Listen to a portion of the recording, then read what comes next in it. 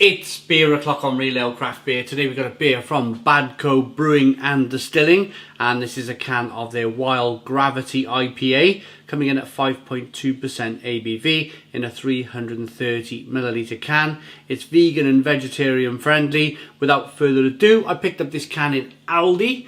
Let's get the beer out into a glass and woo! See what we get. Did you see that? Big sprinkle of carbonation there, wow! Big sprinkle of carbonation. Right, here we go, let's pour the beer out.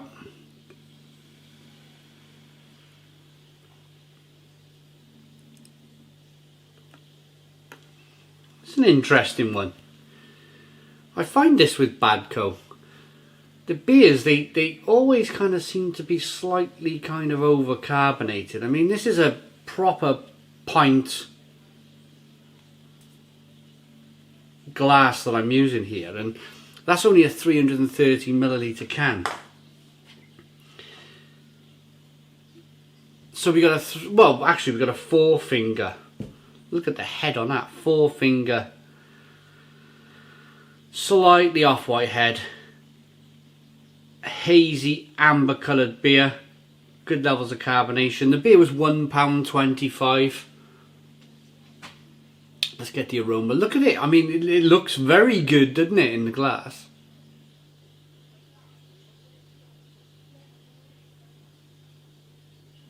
And I like their beers. I really do. Badco Brewing and Distilling, I've always liked their beers. When I seen this in Aldi, it wasn't in the main beer aisle of Aldi. It was in the middle. You know where all the... anything can be there. Anything, literally, from garden stuff to tents to motorcycle stuff to clothing. Every single week you go in and there's a load of different stuff. So while I was in there was like a case of this, open and just grab a can. It was £1.25 a can. Aldi like to price their beers at £1.25 for a 330ml can as of 2021. If you're watching this in 10 years time, then it could be very well be a little bit more. But it's got a nice aroma, it really has. It's quite zesty. Orange peel and tangerine. A little bit of sweetness.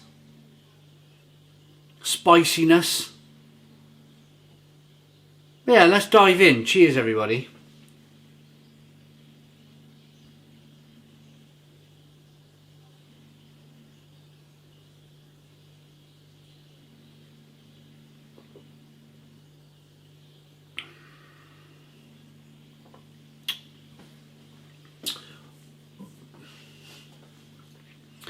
Quite carbonated, as you've seen with the opening and the great big head on the beer. You can feel it hissing and fizzing and pushing the beer around the inside of the mouth. What that means for me is I'm just going to take a couple of tastes of the beer just to really kind of get my head around it, because sometimes you can have that much carbonation that you can't really get a feel for the flavours of the beer. I know that sounds strange because I normally talk about the carbonation pushing the beer around the inside of the mouth, releasing more of the flavour. But on this occasion, no, it's a bit more soda fountain in my mouth.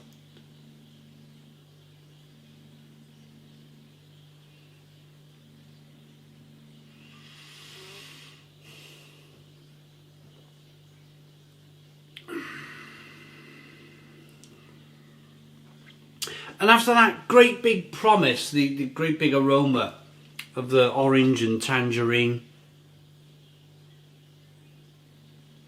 it's a little bit of a letdown, just a little bit. It's kind of slight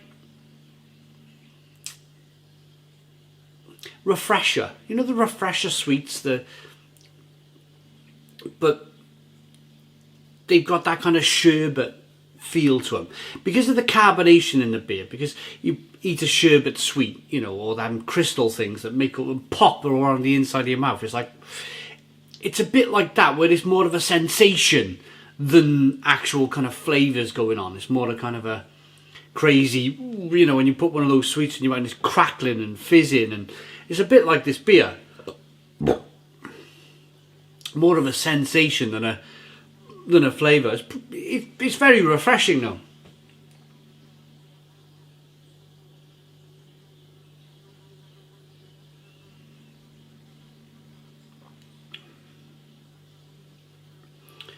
A little bit malty, a little bit biscuity. Big fly in the room. Malty, biscuity, slightly bready. Balanced off with that tangerine, a little bit of tangerine, like soft fruits but soft in flavour. A little bit sherbety, that's the word I was looking for earlier.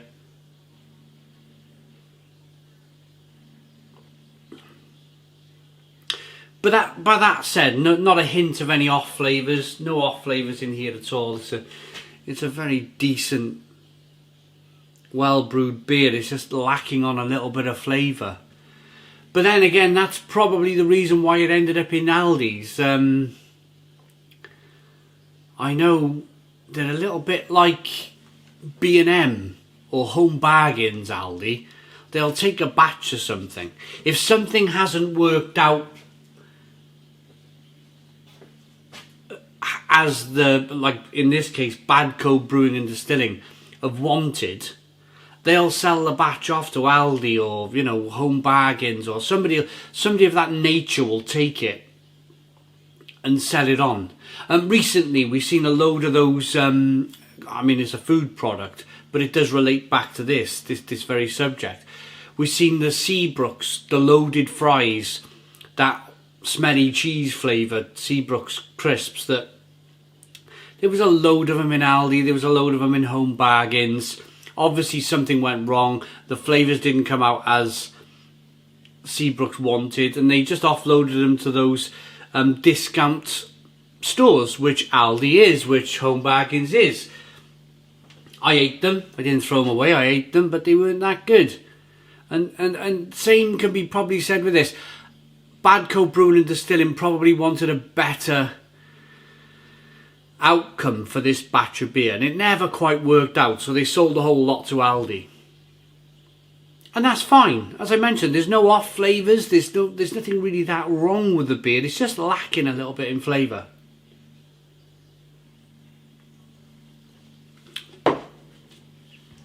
Water, malted barley, pale Cara, Munich crystal malts, and the hops are Summit and Mosaic. And then it just says yeast.